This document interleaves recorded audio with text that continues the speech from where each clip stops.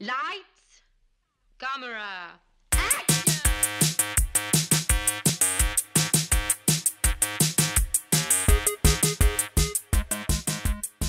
Aujourd'hui à l'émission, Ghostbusters, Roadhouse, The Muppets. Bienvenue à On jase de film.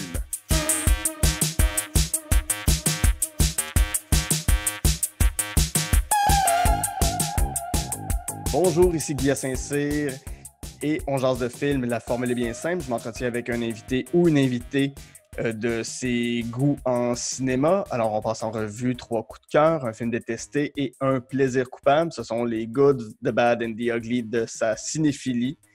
Aujourd'hui, mon invité est l'animateur Benoît Mercier. Salut Benoît. Hello, hello. Comment vas-tu? Tout compte fait, très bien. Ça va très bien.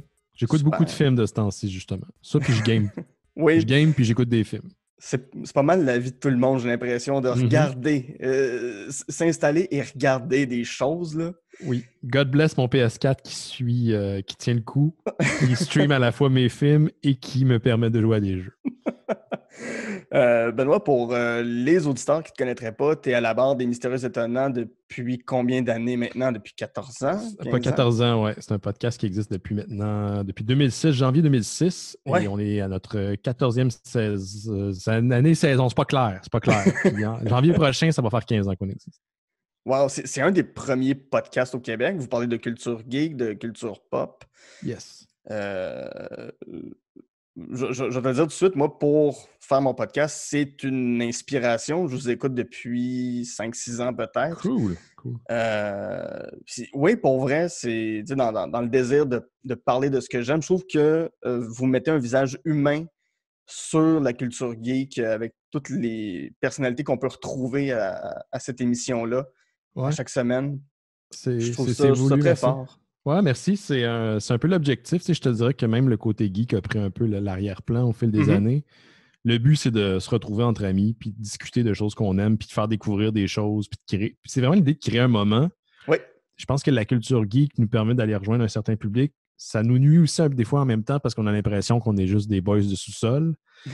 Mais on est tous des vieux monsieur et des vieilles madames, donc on est rendu outre le troll de sous-sol. On n'est pas du tout comme ça, on est très accessible. Mais je suis content, de ce temps-ci, veux pas, avec le confinement, on reçoit quand même beaucoup de témoignages de gens qui disent qu'on les aide à travers la pandémie. Puis on a toujours eu une communauté extrêmement forte, vraiment de qualité. Ça me surprend toujours à quel point on a des gens brillants qui nous écoutent.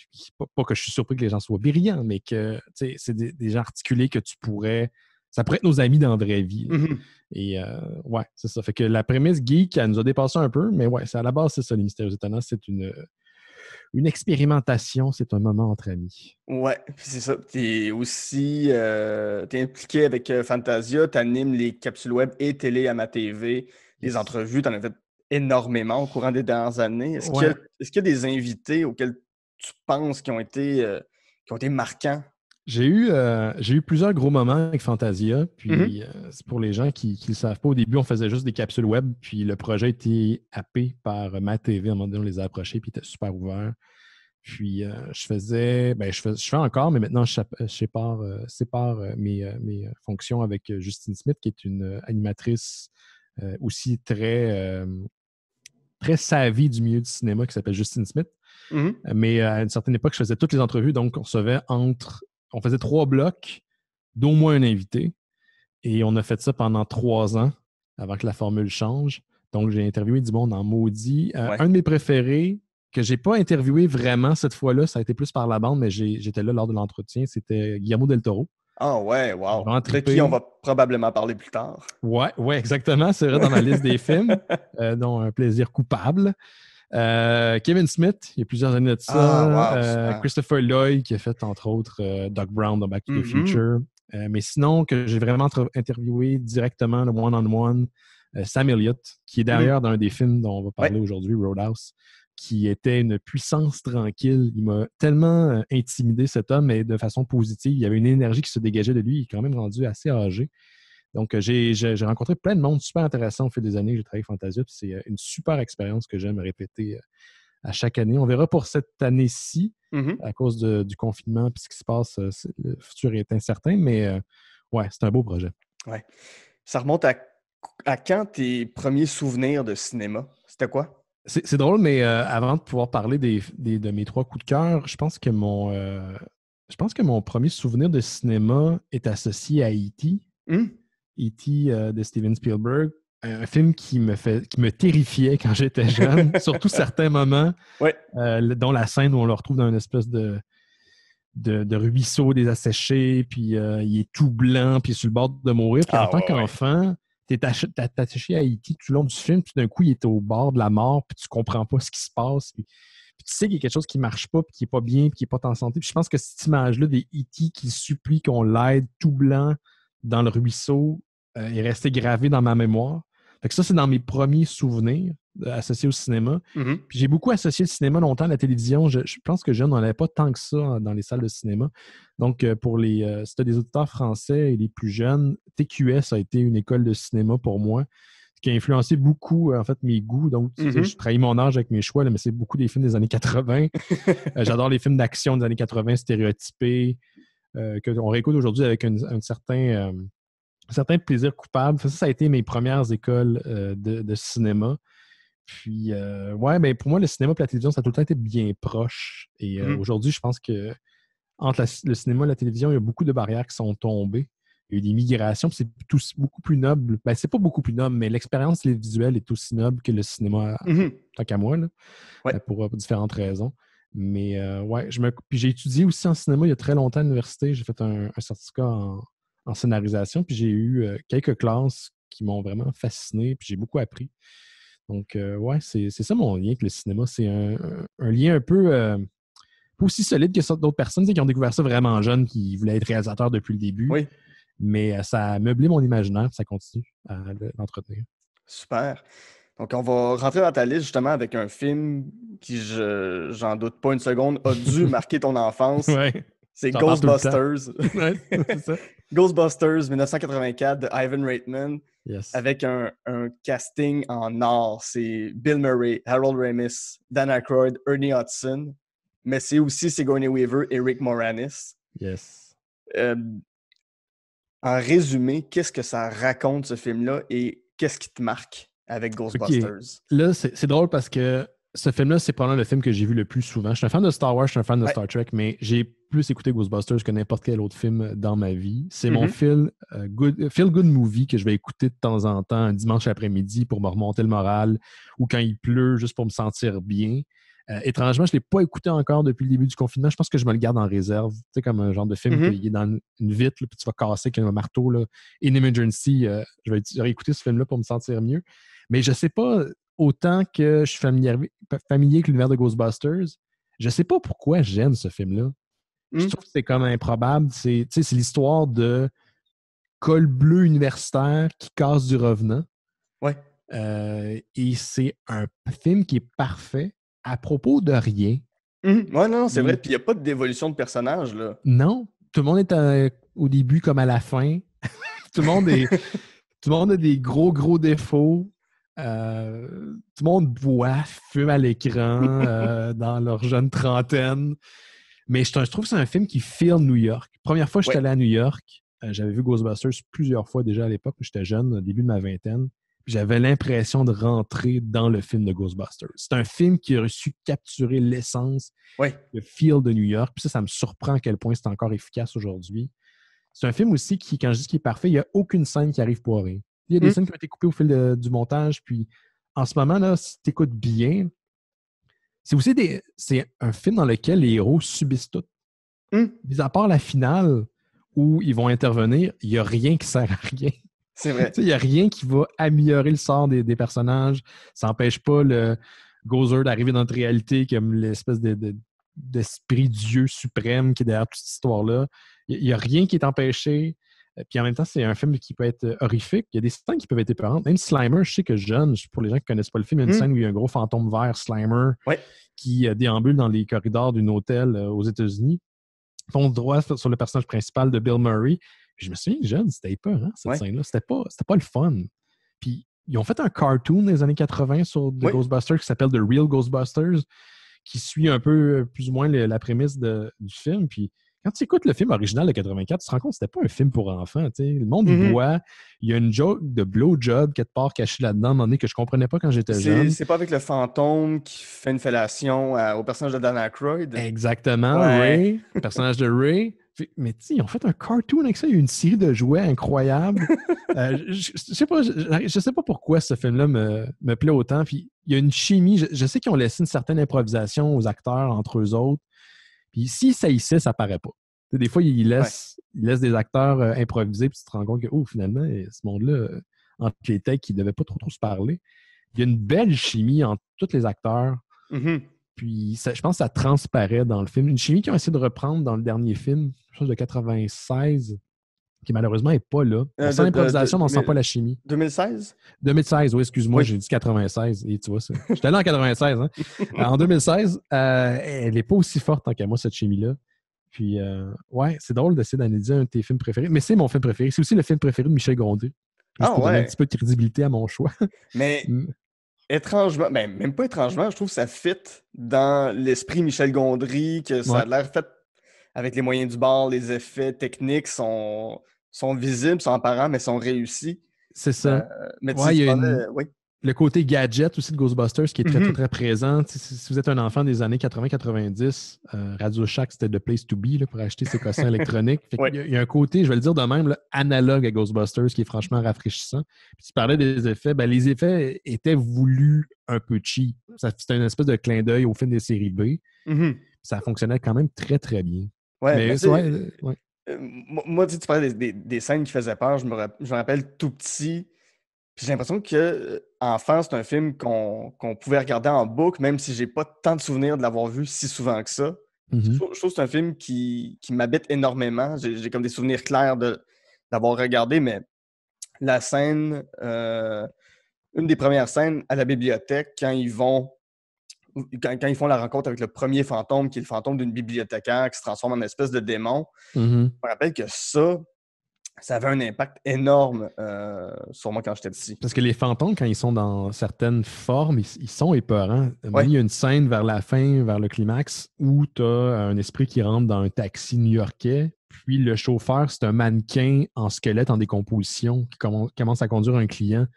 Puis cet effet-là était un effet pratique, contrairement aux autres effets où c'était plus numérique, c'est un effet rajouté sur la pellicule. Puis je me souviens que cette séquence-là... Moi, j'étais le genre de jeune, quand j'étais jeune, j'écoutais pas de films d'horreur. J'étais un genre de jeune qui avait peur de la pochette de Evil Dead parce que c'était un squelette avec des yeux qui te regardent.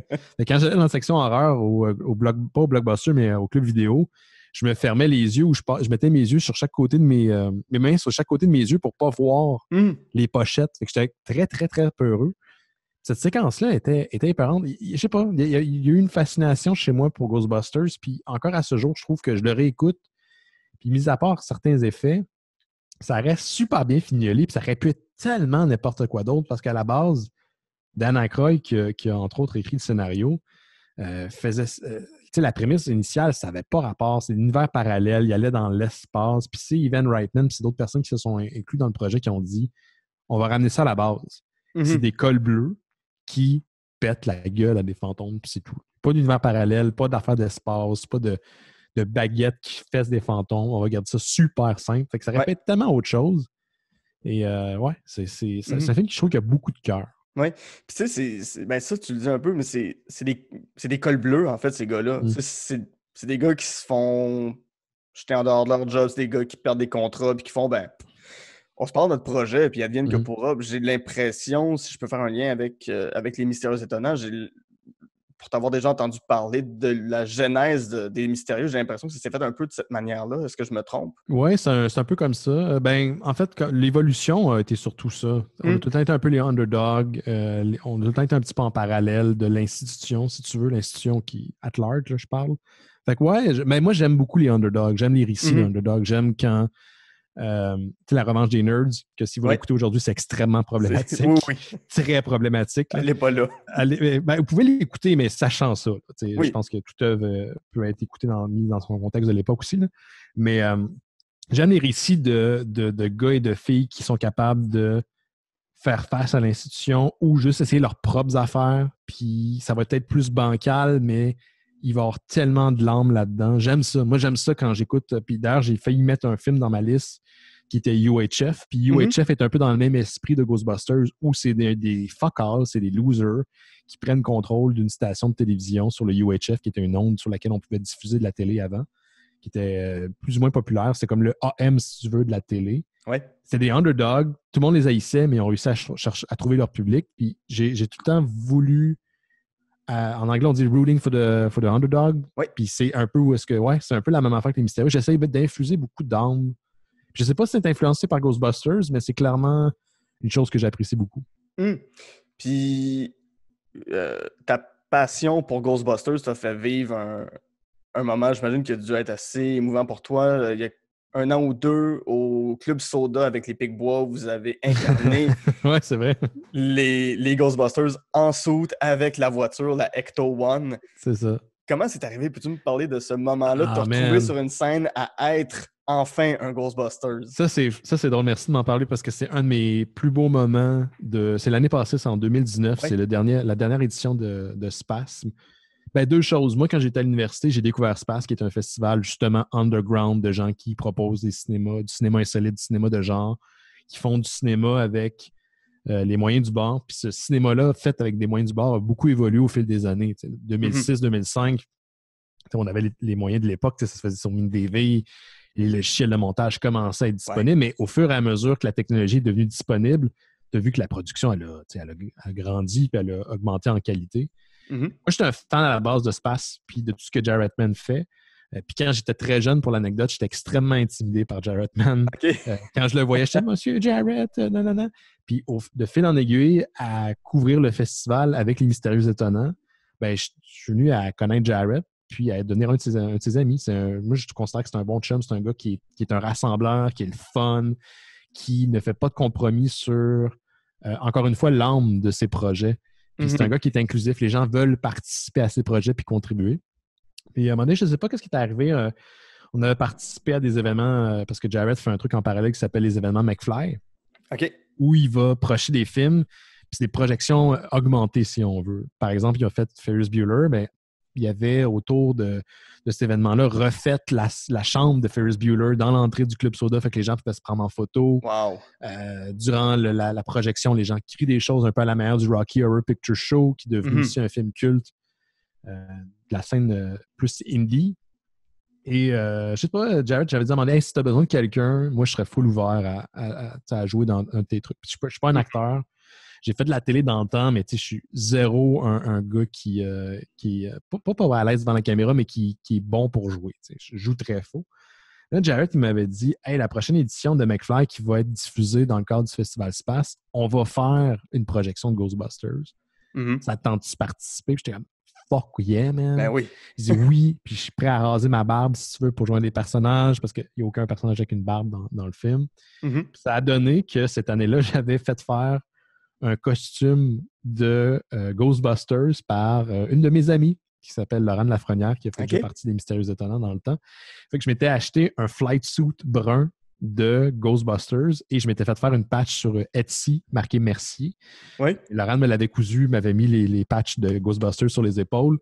Puis je m'étais acheté, là, c'est un coup de tête, là, c'est vraiment niaiseux, mais chez Spirit of Halloween, qui est un magasin de trucs d'Halloween, puis de cossins, puis de costumes, un Proton Pack qui n'est pas aussi gros que le vrai Proton Pack, mais qui est quand même très bien fait. Ouais. Et là, Jarrett m'a dit « Hey, on va avoir besoin de quelqu'un, puis ça te tente-tu de jouer Egon? » Puis je suis comme « Ben ouais, Egon, qui est l'excentrique, qui parle pas trop, qui est stoïque. » Je dis « Ben moi, je suis capable de jouer ça, un stoïque. » Fait que je vais jouer ce personnage-là. Puis il m'a dit « Ben, les autres Ghostbusters, ça va être Sam et pas Sam et Max, voyons, c'est Max et Dom, qui sont 2 de mes bons chums. Puis ils vont jouer Ray, puis ils vont jouer Bill Murray, le personnage de... J'ai un blanc de mémoire juste parce que j'ai écouté ce film-là 10 000 fois, mais j'ai un blanc de mémoire. Venkman, Dr. Venkman. Peter Venkman. Et Evans Fortuné, qui est un habitué des kinos cabarets, va jouer Ernie Hudson. Ouais. Winston. Puis, on s'était pas vraiment... on s'est préparé, mais on n'a pas eu plein de répètes. Là. Mais même avant, puis tu me dis, tu m'arrêtes si je parle pas de Ghostbusters parce que je vais en parler pendant 10 000 ans, là, mais avant l'événement, j'étais allé aider Jarrett, puis j'avais ma journée. Puis il recevait la Ecto 1. Fait qu'il est allé, le gars qui a l'Ecto 1, c'est quelqu'un qui a une compagnie Corbillard, puis il collectionne les chars. Puis c'est un char qu'il avait acheté, parce que le Corbillard, en fait, l'Ecto 1, qui est le char de Ghostbusters, est basé sur une ambulance qui est aussi un Corbillard de l'époque des années 50, modifié. Et on est parti de derrière à peu près les Fouf. Ouais. Puis en char, dans Montréal, puis on est rentré dans le Club Soda par la porte en arrière. Puis c'est un gros char, hein, c'est vraiment pas facile. Ouais. Mais les quelques mètres qu'on a fait en char dans Montréal, je capotais, j'étais un enfant. C'est sûr, J'étais un kid, man. J'ai touché au char avant de pouvoir rentrer dedans. Puis en fait, j'ai demandé au propriétaire, puis j'ai l'impression de toucher une partie du cinéma de mon enfance. Une partie là, qui était réelle. J'ai genre 39, là. J'avais 6 quand j'ai touché au char, je capotais. Là. Puis être dedans, c'était de vivre son film préféré. Ouais. Puis après, quand on a eu la représentation, le monde était, tu sais, le public de Spa, c'est très généreux, très enthousiaste, puis ils nous ont donné ça. Fait que la manière que ça commençait, c'est qu'on commençait la représentation, toutes les lumières dans la salle tombaient, fermaient. Et là, on rentrait avec nos lampes de poche de l'arrière de la scène, pas de la scène, mais de l'entrée du Club Soda, donc par les portes en avant. Puis on était dans la foule, puis on cherchait des fantômes. Puis on a une projection sur les rideaux sur la scène où on capturait un fantôme par-dessus. Puis après, les rideaux s'ouvrent. Puis le monde ne savait pas vraiment. C'est pas tout le monde qui le savait, mais la Ecto 1 était là, dans de la fumée, avec les gyrophares allumés. C'était malade. Puis toutes les fois qu'on a été là, puis on s'en est reparlé d'Homme Massif, puis moi, par la suite, ça a été notre gros highlight de notre année. Puis on en reparlait, mais on en avait des frissons à quel point les gens, c'était cool. Dernier combat, on est allé faire notre prestation, puis après, Jarrett nous a appelés sur scène pour dire salut au public, puis c'était malade. On est allé donner des high-fives au public partout, on était des héros. Oui, puis comme la finale du film en elle-même. Là, et voilà. C'est eux qui sortent de je sais plus quel building à New York, puis qui se donnent des gros high-fives à la ville de New York, qui sont... Puis... Ouais, non, ça, puis tu sais, il y a l'aspect de... c'est des underdogs, puis ils se font mépriser tout le long du premier film, puis à la fin, ils sortent en héros, puis ils se donnent des high-fives, mais c'est des héros du quotidien. Exact. Fait que ça a été un highlight. Mon histoire est trop longue, mais c'était très cool. Ça, c'est un de mes bons moments à vie, puis de 2019, mais à vie, ça, c'est certain. Ouais.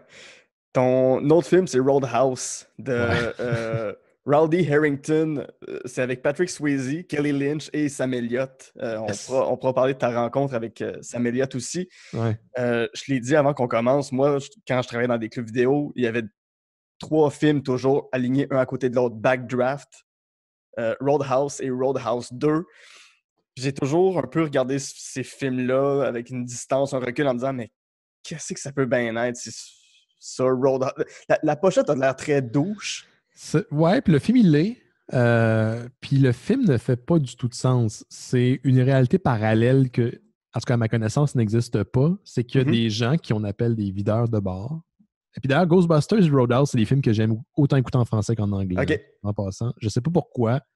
Les deux, ça fonctionne. C'est une nostalgie associée aux doubleurs, aux gens qui donnaient la voix aux personnages à l'époque, c'est sûr. Mais... dans l'univers de Roadhouse, tu as le personnage de Patrick Swayze qui est le meilleur videur de bar ever. Il a une réputation. Mais c'est en même temps un homme qui est solitaire, qui est un vagabond, qui part de bar en bar pour cleaner la place. Puis c'est un peu son trip. Il n'y a aucune possession. Il y a comme une philosophie zen derrière. Il fait du tai chi en bédaine huilée tout le long du film, puis il pratique des arts martiaux. Fait que c'est super over the top. Très années 80. C'est 89, donc c'est la fin des années 80. C'est juste fun. Puis même à la fin, si les habitants de la ville font essentiellement un meurtre, ou cachent un meurtre causé par le personnage de Patrick Swayze, ça fait du sens. Ça fait du sens dans la logique des années 80. Puis c'est encore une fois un très bon film, feel-good movie que tu peux te taper un dimanche ou un mercredi soir quand ça fait le pas 11h et tu ne seras pas déçu. Ça, encore une fois, parfait dans ce qui est maladroit, parfait dans ses coins un peu exigus. C'est pour ça que je l'aime, ce film-là. Je ne l'ai pas vu autant que Ghostbusters, mais à chaque fois, j'ai été diverti. Je pense que c'est un film qu'on peut réécouter aujourd'hui, puis que le monde va découvrir. C'est pas tout le monde qui a vu Roadhouse. Presque tout le monde a vu Ghostbusters, mais Roadhouse, c'est un des films oubliés. Tu te rends compte à quel point Patrick Swayze, c'était aussi une icône des années 80-90, puis il nous manque. Il est décédé au début des années 2000. décédé d'un cancer, puis sa carrière allait plus ou moins bien à l'époque, même s'il faisait une émission de télé à cette époque-là. Mhm. Mais tu te rends compte que c'est un gars qui a influencé une époque, puis en tout cas, moi, il me manque dans Ouais. le paysage culturel du divertissement. Puis c'est ça, c'est un drôle de film où il y a une légende autour du personnage de Patrick Swayze. Les gens le connaissent, le vénèrent, en parlent comme si c'était genre le Rambo des bars. Puis c'est ça, on l'appelle de bar en bar. Puis il y a comme une hiérarchie dans les videurs de bar, dont le mentor de Patrick Swayze qui est joué par Sam Elliott. Puis c'est complètement ridicule. Ça fait pas de sens, mais c'est le fun. Ça se prend-tu au sérieux comme film ou c'est Ah, assumé maman. que c'est un peu kitsch? Ben, c'est ça que je ne sais pas. Je ne sais pas si à l'époque, c'était vu comme étant un film sérieux. Aujourd'hui, tu n'as pas le choix de le regarder puis sourciller un peu, puis te rendre compte que c'est n'importe quoi. Là. Surtout quand le méchant principal fait un meurtre, tu appelles la police. Là, tu niaises pas. Là, c'est pas vrai que tu vas aller régler toi-même la situation. Mais c'est pas important. Il y a des côtés très dramatiques dans le film. Il y a des trucs vraiment dark qui se passent. Mm-hmm. Mais ça reste une œuvre qui est plausible. Tu sais, jamais, durant ton écoute, tu vas dire « Ah, ça marche pas cette affaire-là. Voyons, pourquoi ça marche pas? Pourquoi il a fait ça? » Non, c'est « You get along for the ride, puis tu arrives à la fin, t'es 100% satisfait. » Au pire aller, c'est un peu l'équivalent de manger des chips salés. Là. Tu le sais que ça n'a pas rapport, que tu es en train de vider le sac, mais tu te laisses aller. Puis tu es comme à la fin, bon, OK, je le méritais. Ben, vous méritez Roadhouse. Vous méritez Roadhouse, vous le savez même pas. Wow! Ouais. Parle-moi de ta rencontre avec Sam Elliott qui a joué pour les frères Coen dans The Big Lebowski. Depuis quelques années, il fait The Ranch. The Ranch sur Netflix. C'est probablement l'acteur avec la moustache la plus iconique, la plus grosse moustache iconique. Là. Il y en a eu d'autres, mais lui, elle cache complètement sa bouche. Puis il y a cette espèce de voix caverneuse. Ben oui. Puis je pense que sa moustache a une page IMDb. C'est pour dire à quel point il est iconique. Je ne l'ai jamais vu sans moustache. D'ailleurs, il a une belle barbe très trimée, par contre, dans Roadhouse. Il est jeune, mais il est déjà vieux. Ouais. Tu sais pas comment ça marche. C'est comme Janine Souto. Là. Oui. Janine Souto, tu as regardé des films des années 70 dans lesquels elle a eu une apparition ou Francine Grimaldi. Ben, comme Chris, on dirait qu'il était déjà vieille, mais à l'époque, maintenant, c'est vraiment bizarre. Tu sais pas trop comment analyser tout ça. C'est la même chose avec Sam Elliott. Ben, c'est ça, on l'a reçu à Fantasia. Il est venu présenter un film qui s'appelle I Killed Hitler and Then the Bigfoot. C'est un film avec des penchants série B, mais un fond qui, moi, m'a beaucoup ému, qui n'a pas plu à tout le monde dans la crowd de Fantasia. Les gens s'attendaient un peu sur un film dans la veine de ce que la gang de RKSS fait, par exemple, où c'est complètement série B assumé, mais les deux, pour moi, fonctionnent très bien. Et quand on a reçu Sam Elliott, tu n'as pas vraiment le temps de te préparer, hein, parce que c'était un show par jour, même la fin de semaine, pendant 3 semaines. Fait que ça n'arrête jamais. Là, il amène Sam Elliott. Puis, c'est avant l'enregistrement. Puis là, on me le présente. Bonjour, Sam Elliott. Ça, c'est Benoît. This is Ben. This is going to be the host. C'est l'animateur du show. Puis là, je serre la main. Puis, je dis comme, bonjour, monsieur Elliott. Puis, hi. Puis, il y a une voix très caverneuse, comme ça, tu le dis. Puis, très posée, très, très sage. Puis là, il me lâche pas la main. Je dis, bon, ben, on est content de vous avoir, en anglais. Puis, il dit, I'm very glad to be here. J'en suis vraiment content d'être là. Puis il me lâche pas la main. Puis là, je suis comme intimidé parce que je me rends compte que je serre la main à fucking Sam Elliott. Puis il me la lâche pas. Puis bon, ben, puis je savais pas comment finir ma phrase. Puis je dis, bon, ben, vous pouvez asseoir ici. Puis vous asseoir ici. Assis-toi ici. Assis-toi ici. Puis on va aller te chercher tantôt. Il dit, well, I might just do that. Puis je suis comme, bon. Puis là, il me lâche pas la main. Bon, ben, il y a un mini-fridge là, si vous voulez de l'eau. Comme je sais plus comment finir la conversation. Puis ça a été une belle rencontre où le réalisateur et lui, on a jasé. Puis c'est le réalisateur qui est le seul dans nos invités qu'on a reçu pendant 3 semaines qui m'a posé une question par rapport à son film. C'est moi qui pose des questions. Là, c'est lui qui m'a posé une question. Puis c'est un des trucs que j'adore le plus, autant au Mystérieux Étonnant que dans le cadre de ma TV ou n'importe quel truc que je fais, c'est qu'il y a de l'âme. Là, il y a eu un moment, puis j'étais vraiment content de vivre ce moment-là avec Sam Elliott, puis le réalisateur de I Killed Hitler and the Bigfoot. C'est magique. C'est un de mes souvenirs préférés avec Ghostbusters dans le cadre de Space. Je peux imaginer. Puis ton 3e film, c'est The Muppets, la version de 2011 de James Bobbin. Puis j'aime ça sortir le casting des films, puis là, je pouvais pas m'en empêcher. C'est un film qui met, en vedette Jason Segel puis Amy Adams. Et une panoplie de caméos, mais c'est un film avec Kermit, Miss Piggy, Animal, Gonzo. Et tous les Muppets sont réunis après des années à pas avoir travaillé ensemble. C'est un film comme si c'était... Ben, ça assume que les Muppets sont rendus des vieux bonhommes, des Ouais, personnes âgées. les Muppets ont tout le temps été très méta. Ouais. Les Muppets, même les shows pour enfants qu'ils ont fait, même les films qu'ils ont fait, sont très conscients du fait qu'ils sont des personnages fictifs. Mm-hmm. Ça m'a toujours fasciné avec les Muppets. Et dans The Muppets de 2011, il assume que les Muppets sont une vieille propriété intellectuelle qui fonctionnait dans les années 80, mais qu'aujourd'hui n'a plus sa place. Mm-hmm. C'est la prémisse de base. Les Muppets sont oubliés, le public les a oubliés. Puis ils ont été achetés par Disney il y a longtemps, mais il n'y a plus rien vraiment que Disney faisait avec eux depuis un bout de temps. Il y avait, je pense, une attraction à Disney qui était Muppet 3D. Puis il y avait des plans pour faire autre chose. Finalement, ils ne l'ont pas fait. Mm-hmm. Parce que justement, je ne sais pas, les Muppets, c'est comme un plaisir coupable. Les gens trouvent ça ringard. Parce que les Muppets, à la base, c'est toujours la joie de vivre, travailler en équipe. C'est des câlinos sans toutou. C'est pas... dans notre époque, on dirait que c'est faux. On n'a pas le droit de juste avoir du fun ou juste aimer des trucs qui sont bonnes pour nous autres. Autant que ça soit ironique ou qu'il y ait une perte ou un prix à payer, quelqu'un qui est bien intentionné, il cache quelque chose. Puis les Muppets, c'est le contraire de ça. Et quand ils ont ramené les Muppets, c'est un film qui est très conscient de notre cynisme ambiant et qui en rit. Et tu m'en avais dit, tu me l'en as parlé avant l'émission, mais moi aussi, ça m'est arrivé, c'est que j'ai versé une larme, moi, durant les Muppets. À quel moment?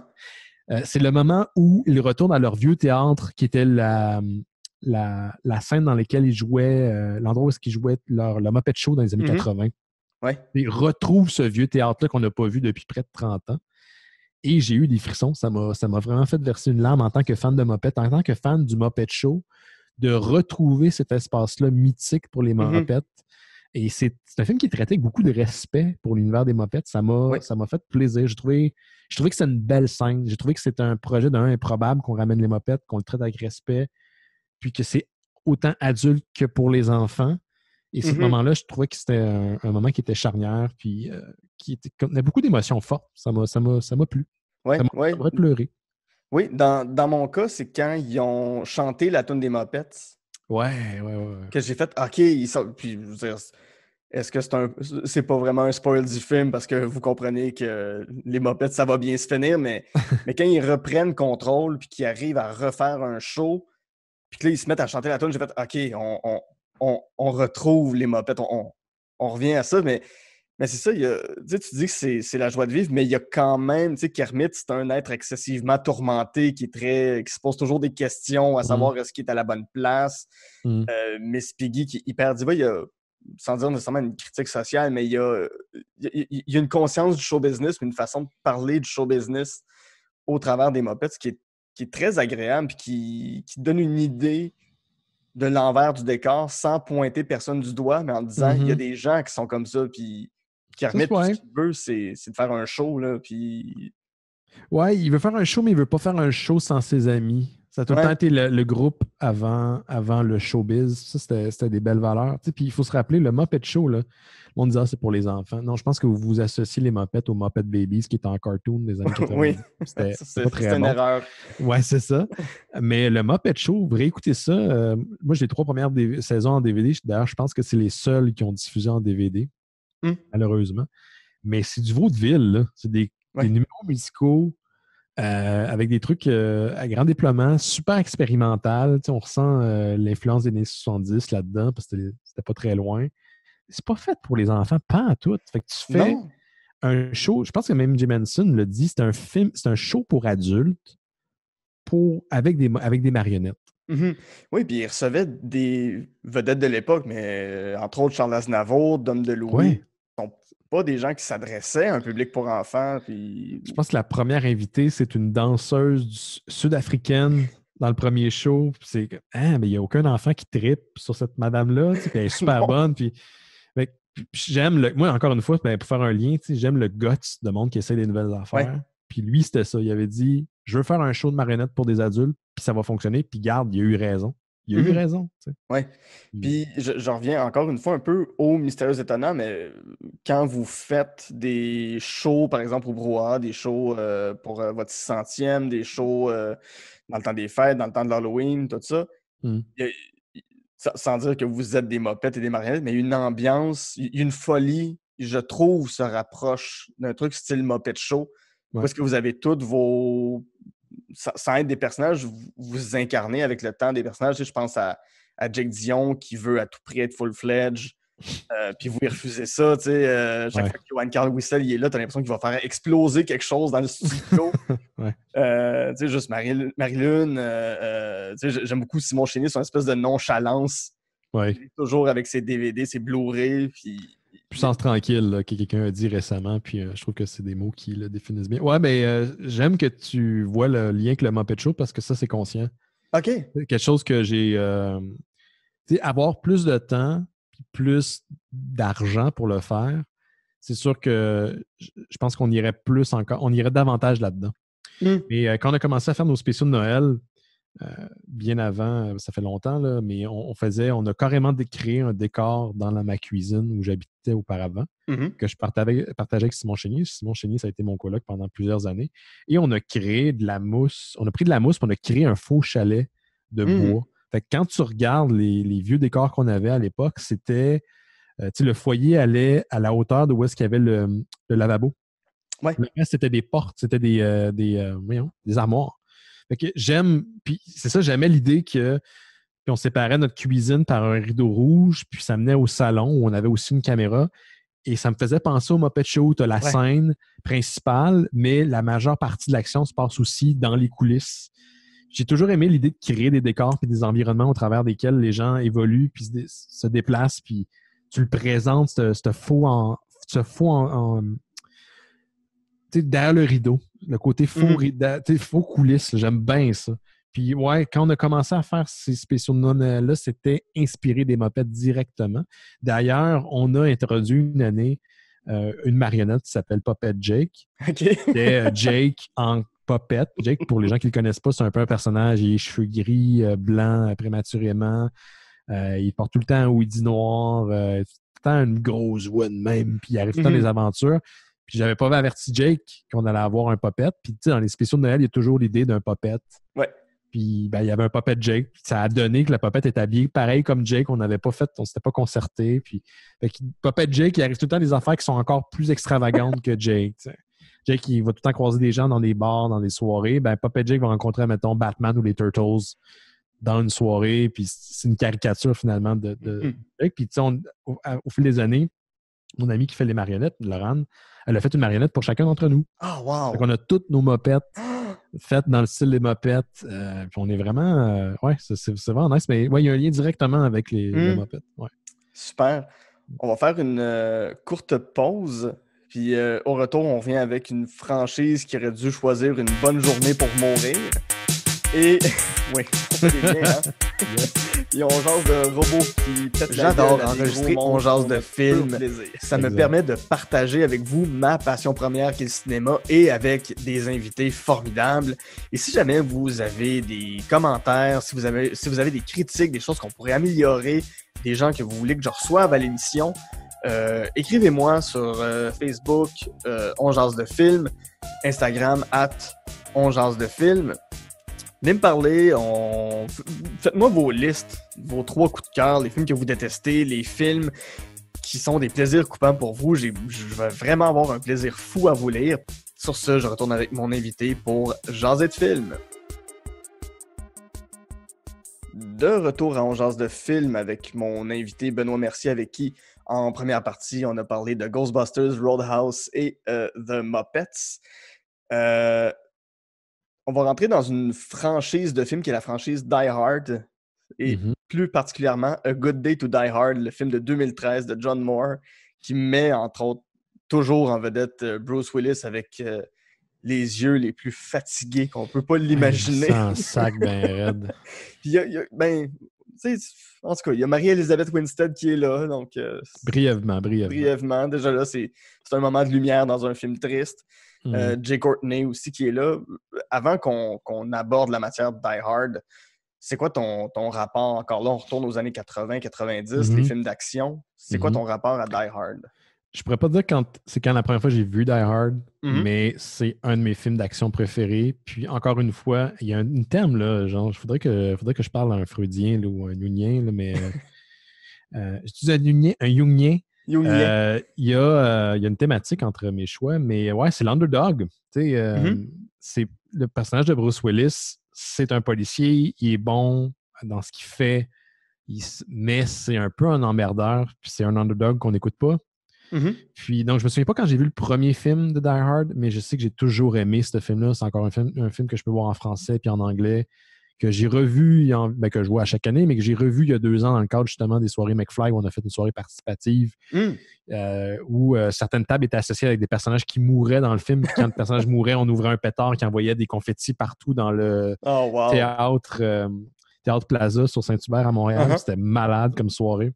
Les gens pouvaient se prendre en photo dans une fausse trappe d'aréation un peu à la John McClane dans le film. Puis je sais pas, j'aime beaucoup le personnage de John McClane. J'aime beaucoup le 2 aussi. Je trouve que c'est encore un film qui est le fun. Je trouve ça très rassurant, les films des années 80 avec des salles de commissariat de police, OK. la fumée, du café et des bruits de téléphone en background. Je trouve ça, je sais pas pourquoi, j'aime ça.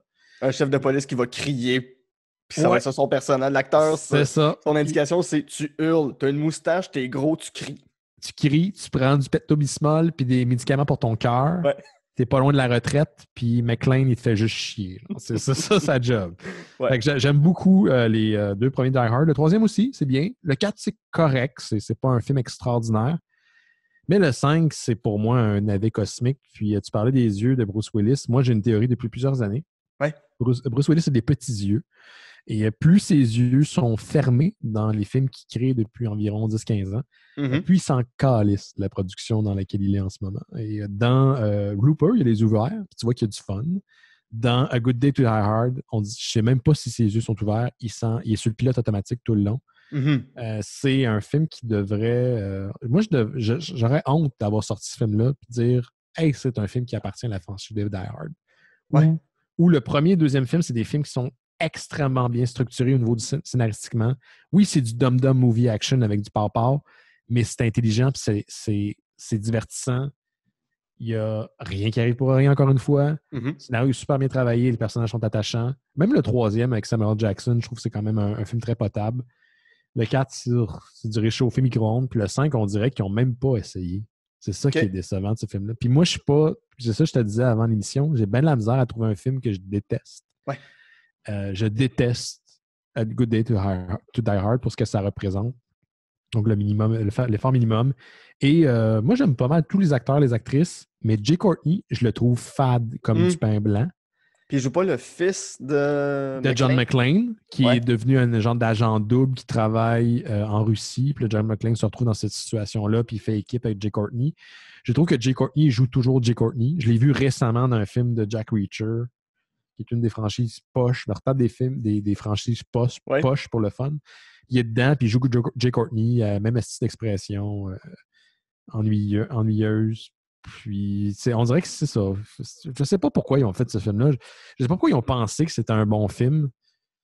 Il n'y a rien d'original. Les meilleurs moments, on est en train de nous rappeler les séquences du premier film. Comme à la fin, il y a une séquence qui rappelle la séquence finale avec Hans Gruber quand il tombe de la Wakatami Plaza. Ben, il y a la même reprise de séquence avec le fils de Bruce Willis dans une centrale nucléaire désaffectée. C'est comme un mauvais fan-film. Tu sais, sur Internet, il y a des fan-films où on reprend des franchises qui sont célèbres puis qui sont créées par des fans plus ou moins professionnels, des fois par des professionnels. Tu peux avoir des résultats vraiment le fun, mais quand c'est plate, c'est plâtrard puis c'est longtemps. Mhm. C'est ça, A Good Day to Die Hard. Il y a une séquence de poursuite en char où tu n'as aucune idée, si tu regardes bien, là, qui est fait quoi puis où sont les gens. C'est juste une succession de scènes rapides. On espère que l'audience ne va pas s'en rendre compte. C'est du cinéma paresseux. C'est ça qui est. Puis surtout pour une franchise qui a eu un très bon départ comme le 1, le 2 puis le 3, c'est rendu qu'on nous sort du réchauffé. C'est un logo sur un poster de film de plate puis de base. C'est ça qui est décevant. T'as quasiment l'impression qu'ils ont pris un scénario qui traînait, qui devait s'appeler A Day in Russia. Dans Ouais, c'est ça. Puis qui ont juste mis Die Hard par-dessus. C'est mon feeling. C'est mon gros feeling. Ouais, c'est ça. Puis... C'est pas, je l'ai même pas réécouté depuis la fois que je l'ai faite. Je l'avais écouté en projection de presse pour Monsieur Net dans le temps. Puis j'avais dit à Denis, je sais pas pourquoi je suis allé voir ce film-là, mais c'est tellement plate. C'est tellement de déception. Je l'avais ramassé aussi en ondes. J'oublie que je fais semblant que ce film n'existe pas. OK, à ce point-là. Je suis sûr que ce film-là se fait pas pirater. Ça te donne une idée.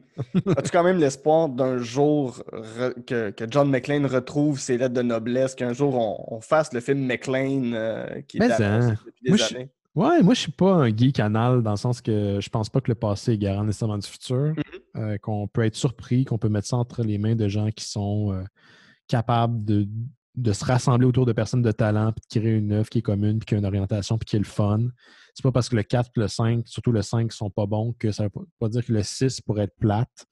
Au contraire, ça marche pas de même la réalité. Là. C'est pas vrai là, que parce que mettons, Ghostbusters 2 était décevant, que le prochain qui est supposé sortir cet été va pas être intéressant. Il suffit d'unir des gens qui ont une vision créative intéressante, puis de les unir et les mettre ensemble. Fait que, ouais, je souhaite éventuellement un retour aux sources pour Die Hard. Remettez Jay Courtney encore là-dedans, je m'en fous. Elizabeth Wilson, go for it. Même Bruce Willis. Mais faites peut-être une fermeture pour la série. Éventuellement, il y a quelques années, il parlait d'un retour à la franchise avec une partie du film qui se passe dans le présent, puis une partie du film qui se passe dans le passé, dans les années 70, quand McClane était un policier de la rue, un patrouilleur. OK. Puis je trouve que c'est quand même une bonne idée. Pourquoi pas? Ça ressemblerait au Parrain 2. Ouais, c'est ça. C'est le Parrain 2 des Die Hard. Ça pourrait être ça. Mais ouais, peut-être éventuellement. Mais il se fait vieux, hein, Bruce Willis, puis en ce moment, il accumule... Il enligne les productions cheap pour se faire de l'argent assez rapide. Là. Il fait un peu ce que Nicolas Cage fait, là, des productions qui vont directement en DVD, puis en Blu-ray, puis en VOD. Puis il accepte absolument tout ce qui tombe sous la main. Il a refait... c'était quoi la franchise avec Charles Bronson dans les années 70-80? Dead Witch. Death Wish, il a essayé de faire un remake de Death Wish. Tu t'en vas où, tu sais? C'était déjà une production plus noble que d'autres trucs qu'il a fait par la suite. Hein. Si vous allez sur Netflix, vous allez voir sa face. Il fait un peu ce que... Comment il s'appelle? Le gars qui a fait Décision au sommet, merde. C'est que je suis pas bon avec les noms. Ça me dit rien. Décision. Voyons. C'est un acteur poche de films d'action, d'arts martiaux. OK. Voyons. Seagull. Ah, Jason Seagull. Oui, bon. Ben, Seagull, maintenant, c'est sa face photoshopée sur des posters de films où il a de l'air à s'emmerder. Où il a l'air, on dirait qu'il vient de finir un sous-marin, puis il est en train de roter son repas. C'est vraiment ennuyé. Fait qu'on prend sa face, on colle ça sur des pochettes de films. Mais Bruce Willis est rendu en train de faire ça. Là. Il fait ça. Sinon, on va conclure avec ton plaisir coupable, qui est, à mon avis, un film qui se peut pas sur papier. Là. C'est comment tu as réussi à vendre ce projet-là. C'est de Guillermo del Toro, à qui on doit des grands chefs-d'œuvre du cinéma comme Pan's Labyrinth, Hellboy et Hellboy 2. Pour moi, ce sont des chefs-d'œuvre. Et c'est Pacific Rim de 2013 qui met en vedette Idris Elba, Charlie Day, puis des robots puis des monstres qui se pètent la gueule. Là. Essentiellement, que veux-tu de plus? Tu as les trois des meilleurs éléments au monde. Tu as des gros monstres, tu as des gros robots, puis tu as l'homme le plus sexy au monde qui s'appelle Idris Elba. Puis juste là, regarde, moi je suis conquis. Moi, j'aime les gros films de monstres. J'aime ça, les gros films de kaiju, Godzilla, King Kong, les robots qui pètent des gueules. Puis je trouve que c'est une belle lettre d'hommage puis d'amour surtout à toute cette franchise-là qui existe au cinéma, mais aussi en animé. Donc, tu retrouves certains clichés des animés, tu retrouves certains clichés des films de kaiju dans Pacific Rim. Puis ce film-là, à l'époque, a eu beaucoup... Les gens l'ont détesté. J'ai écouté récemment le deuxième, puis j'ai adoré ça. C'est une belle collaboration, encore une fois, entre des underdogs qui ont tout contre eux. Ça revient toujours. Ça revient toujours. Il y a des villes qui pètent. Les effets spéciaux sont malades. Tout est saturé, tout est beau. Il y a de la couleur. Puis ça, c'était voulu. Là, Guillermo del Toro, j'ai déjà vu parler de son intention derrière les... parce qu'il y a des carnets. Hein, quand il travaille sur un film, il va se mettre des idées. Puis c'est très granulaire. Là. Tu vas parler des intentions, mais aussi du look. Dans le look qu'il voulait pour Pacific Rim, c'était qu'on mette beaucoup de couleurs saturées, des scènes de nuit, la pluie, les villes qui explosent. Puis les villes deviennent... on va pas avoir du monde tomber des buildings. Puis ça, il y avait une intention derrière. Il ne voulait pas qu'on focus là-dessus. Il voulait qu'on focus sur les combats. Fait que, je trouve que les personnages ont de l'âme. Puis quand c'est le moment de se battre, c'est juste divertissant. Puis j'en veux plus. Malheureusement, c'est une franchise qui n'a pas beaucoup de succès. Puis je pense que même le deuxième de Steven D. Knight n'a pas eu ce qu'on espérait au cinéma. Mm-hmm. Il y a eu des comics qui sont malheureusement très mal dessinés, mais il y a des cartoons qu'on prévoit éventuellement aussi en animation. Puis c'est un univers que j'aimerais qu'on voit être développé dans le futur. Et j'aurais voulu un bon jeu aussi de Pacific Rim. Il y a un jeu qui est sorti en même temps que le film à l'époque, puis c'était un petit jeu très rapidos, fait sur un coin de table, mais j'aimerais ça un bon jeu de Pacific Rim. Ça vient d'où ton amour justement pour les kaiju, pour ces gros monstres-là? Comment tu as découvert Je partage ça avec un de mes amis, Laurent Boutin, qui fait partie justement du podcast des Mystérieux Étonnants, qui est un grand fan de kaiju, de Gamera, de Godzilla, de ces films-là japonais qui font partie de la culture populaire, que certains ont vu, ou que même si tu n'as pas vu un Godzilla, tu sais exactement de quoi il en retourne. Il y a des scènes de bureau, il y a beaucoup de discussions, puis de temps en temps, Godzilla arrive et il pète tout. Mais je me souviens que quand j'étais jeune, j'étais fasciné par un verre que mes grandes-tantes avaient chez elles. C'était un verre promotionnel, je crois, qui était associé à Coke, où on voyait un King Kong ou un Godzilla. Là, tu vois, j'alterne, mais je ne sais pas exactement. Je pense que c'est un Godzilla. Un Godzilla qui pète une ville. Il était au milieu d'une ville, sur le verre, puis il est en train de péter un tramway. Puis je ne sais pas pourquoi, je ne savais pas c'était quoi quand j'étais jeune, mais j'étais fasciné par l'iconographie du verre. Ouais.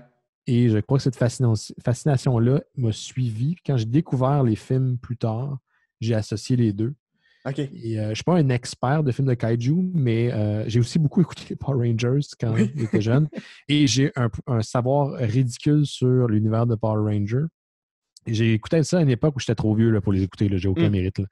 Fait que je pourrais te dire que je pourrais te parler en long et en large des premiers Power Rangers. Je sais pas pourquoi. J'aime ça. Je trouve que c'est le fun. C'est très encore... ça revient au Muppets, ça revient un peu aussi à Ghostbusters. C'est l'inventivité du décor puis des costumes. Puis de faire beaucoup avec peu. C'est que tu le sais que cette montagne-là, c'est pas une vraie montagne parce que c'est un tas de sable. Tu le sais que la ville, elle n'existe pas parce que c'est clairement des vitres en plastique avec des murs de carton. Mais il t'en faut pas grand-chose. Tu sais, comme si tu te le permets, il te faut pas grand-chose, puis tu y crois, puis tu vois juste ça. Tu vois une ville, tu vois plus juste un décor de carton. J'apprécie cette inventivité-là. Je pense que ça vient de là. Ouais, tu dis ça, puis je pense à un épisode de Arrested Development. Je sais pas si tu avais déjà regardé la série. Je suis pas Non, là, j'aurais le temps, là, mais à l'époque, je l'ai pas écouté. Parce qu'il y a un épisode où Michael Cera, le personnage de Michael Cera qui s'appelle George Michael... Parce qu'ils veulent montrer les constructions des maisons qui vont bien, mais finalement, ils créent une mini-ville. Puis ils disent avec un effet de perspective, ça va marcher avec les investisseurs japonais. T'as un gars qui, pour une raison ou une autre, qui sort de la Terre déguisé en Godzilla. Puis Michael Cera qui est habillé en robot avec un jetpack dans le dos qui se met à combattre le gars déguisé en Godzilla. Encore là, comme on disait tantôt pour Roadhouse, ça n'a pas de sens que ça arrive, mais tu ne te poses pas la question comment c'est arrivé. Dans l'univers, ça ne sait plus. Puis les investisseurs japonais sont comme, ben, mon Dieu, c'est terrible, la Californie, on ne revient plus ici. Oui, la ligne entre ce qui est plausible et pas plausible, elle est très difficile à définir. Parce que c'est pas juste une question d'effets spéciaux. Je pense que si tu utilises... en étant un enfant des années 80, j'ai vu plein de films où les effets ils sont visibles aujourd'hui quand tu les réécoutes. Mais ils sont créés sur le même ton. Il y a une continuité tout le long du film. Fait que tu finis par y croire, t'embarques dans l'univers qu'on te propose. J'ai réécouté cette semaine avec les fans des Mystérieux Étonnants pour Patreon. On se repasse, on se retape tous les films de Marvel, un par un. Fait qu'on écoute ensemble, diffusé sur Internet, un film de Marvel. Puis on a réécouté le premier Captain America, qui est Captain America First Avengers. Ouais, qui est très beau. Qui est très beau, qui est beaucoup de couleurs terre, ça fait 13 années 40, il y a de la grosse production de décors dans ce film-là. Il y a plein d'affaires qui font pas de sens, un peu dans la lignée de The Rocketeer, parce que d'ailleurs, c'est le réalisateur de Rocketeer, c'est Joe Johnson. Mais des voitures qui n'existaient pas dans les années 40, gigantesques, qui devaient rouler sur le nucléaire avec des avions disproportionnés, qui sont tout droit sorti du pulp, puis des BD des années 40, puis des années 60. Mais ça marche. Tu ne poses pas la question. Ah oui, dans cet univers-là, ça fonctionne. Fait que j'aime ce genre de guts-là, puis je suis surpris que ça fonctionne quand on y accorde.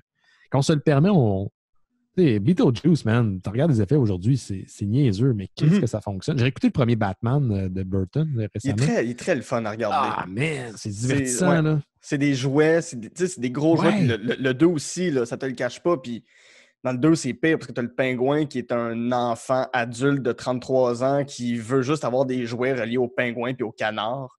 Ouais. C'est vraiment ça. Est-ce qu'il y avait 33 ans à l'époque, Danny DeVito?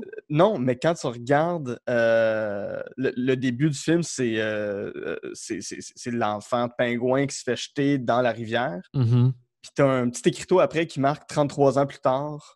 Puis là, on tombe dans le film. Ouais, c'est un petit détail. J'avais pas remarqué. Ouais, j'allais l'écouter, c'était dans ma liste.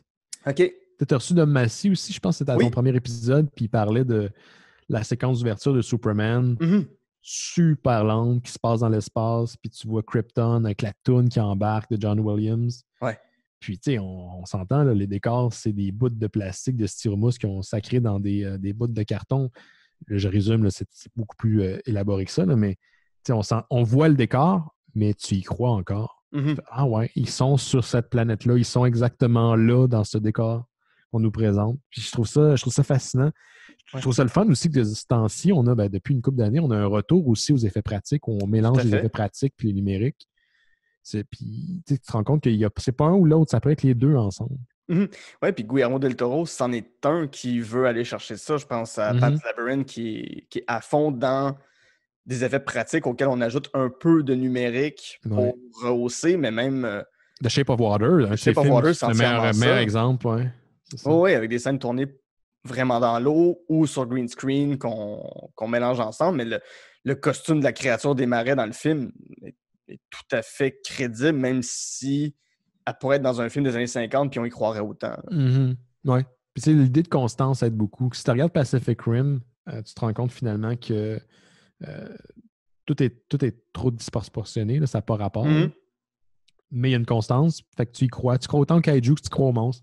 Puis il y a un lien intéressant aussi, tu me le permets parce qu'au Mystérieux, on parle souvent de comic book, mais les monstres créés, en fait, les designs de monstres créés pour Pacific Rim ont été faits par un gars qui, là, encore une fois, le nom m'échappe parce que j'essaie d'en parler, mais qui a fait le dessin pour une série de BPRD qui est un spin-off de Hellboy, qui est excellente en comic book. Vous pouvez pogner les BPRD en gros volume, là, c'est genre 35$ pour des centaines de pages de comic book. Puis, à la base, c'est des dessins, mais quand tu connais le style, tu finis par le reconnaître. Puis ça fait pas de sens. Son dessin n'est pas atomiquement parlant parfait, mais ça marche dans le cadre d'un film comme Pacific Rim. OK. Je sais pas. Super. Benoît, ça a été un plaisir de te recevoir merci, au podcast. Peut-être qu'un jour, on fera un épisode 2 avec d'autres films que tu m'avais envoyés. On pourra parler de UHF, on pourra parler de plein d'autres films. D'ici là, si les gens veulent suivre les Mystérieux Étonnants, s'ils veulent contribuer à la plateforme Patreon, où est-ce qu'ils doivent aller? S'ils veulent eux-mêmes te suivre aussi sur les réseaux sociaux, qu'est-ce qu'ils doivent faire? Pour l'instant, moi, mon identité numérique est beaucoup liée au mystérieux. Je n'ai pas de compte Instagram ou Twitter personnel. Donc, sur Twitter et sur Instagram, le nom, c'est Mystérieux E, donc MYSTERIEUXE, pour Mystérieux Étonnants sur Instagram et sur Twitter. On est également présent beaucoup sur Facebook. On a un site internet mystérieuxétonnants.com. Vous pouvez trouver le podcast des Mystérieux Étonnants qu'on fait à chaque lundi. Et maintenant, on ne peut pas se retrouver dans le studio qu'on a réussi à financer grâce à nos fans, mais parce que, pour des raisons évidentes. Mais on le fait sur Zoom, en direct sur Facebook. Donc, à partir de 18h tous les lundis. On ne manque pas une semaine. Tu vois, en 14 ans, on a manqué à peine 3 semaines, je pense. On est là tout le temps. On va enregistrer notre 650e épisode bientôt. C'est quand même pas mal de stock. Vous avez 14 ans de stock que vous pouvez écouter. Donc, Mystérieux Étonnant, c'est ça. Puis on est sur Spotify, j'ai dit Twitter. Spotify, Apple Podcasts, Google Podcasts, Stitcher, que personne n'a, mais il est sur Stitcher. Donc, on est un peu partout si vous voulez écouter des podcasts. Puis, on est sur un Patreon. Et on fait un autre show aussi que moi, je n'aime pas, mais que je produis, qui s'appelle Noël Chisdor, animé par Simon Chénier. des Mystérieux Étonnants, et Étienne Forêt de Décideret. Mhm. Et maintenant, il y a Valérie Guérilla dans le podcast également. Et c'est un podcast dédié à Noël à l'année. Oui, Donc, qui est très ça a l'air- cool. Qui est très cool. Pour vrai, là, c'est super bon. Je ne suis pas objectif, bien sûr, mais c'est excellent, à mon avis. Et surtout dans ce moment-ci, c'est un très bon podcast feel good. Mhm. Donc, il y a des pubs de Noël des années 50, pas des années 50, mais de la 50, admettons, la bière qui a été populaire ici au Québec. Il y a plein de trucs qui sont pigés dans les annonces des années 80-90 télévisuelles. Mhm. C'est une grosse lettre d'hommage et d'amour à Noël, encore une fois. C'est le fun à écouter. Vous allez être surpris. Génial. Là-dessus, mon nom est Guillaume Saint-Cyr et avec mon invité Benoît Mercier, on a jasé de film. Ciao.